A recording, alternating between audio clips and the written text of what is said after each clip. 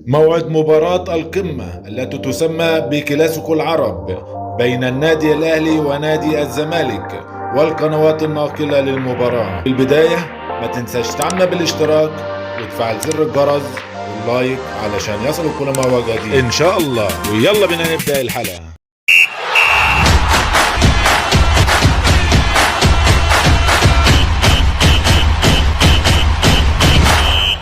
يترقب الكثير من المواطنين عشاق محبين كرة القدم المصرية معرفة موعد مباراة القمة التي تسمى بكلاسيكو العرب بين النادي الأهلي ونادي الزمالك القادمة بمصر والوطن العربي، والقمة النارية التي سوف تجمع بينهما بالدوري المصري الممتاز في موسم 2022-2023، والتي سوف تعد من أكثر مباريات الكرة المصرية أهمية ومتابعة بالعالم. ويتربع النادي الأهلي حاليا بعرش صدارة جدول الترتيب للنسخة الحالية في بطولة الدوري المصري الممتاز بالموسم الجاري برصيد 31 نقطة، حيث قد خاض الفريق الأحمر النادي الأهلي عدد 13 مباراة، فاز خلالها ب9 مواجهات وقد تعادل في 4 منافسات، فيما يكون لم يخسر المارد الأحمر النادي الأهلي أي مواجهة تذكر في الدوري إلى الآن. ويحتل نادي الزمالك في المركز الثالث في جدول ترتيب الدوري المصري برصيد 26 نقطة، وحيث قد خاض الفارس الأبيض حوالي 13 لقاء، فاز خلالها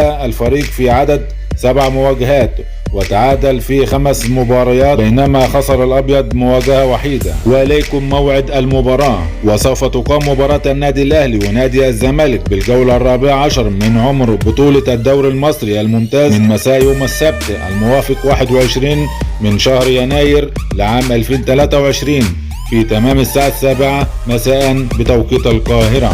وسوف تقام مباراة نادي الأهلي ضد نادي الزمالك ببطولة الدوري المصري الممتاز بالموسم الحالي 2022-2023 على استاد القاهرة الدولي. وإليكم القناة الناقلة للمباراة. ومن الجدير بالذكر أن ستنقل فعاليات اللقاء المرتقم بين الكبيرين من خلال شبكة قنوات اون تايم سبورتس الرياضية المصرية، والتي تكون حاصلة على حقوق البث لمباراة الدوري المصري في قارة أفريقيا والشرق الأوسط. وفي النهاية يا ريت ما تنساش دعمنا بالاشتراك وتفعل زر الجرس واللايك علشان يصلوا كل ما هو جديد إن شاء الله.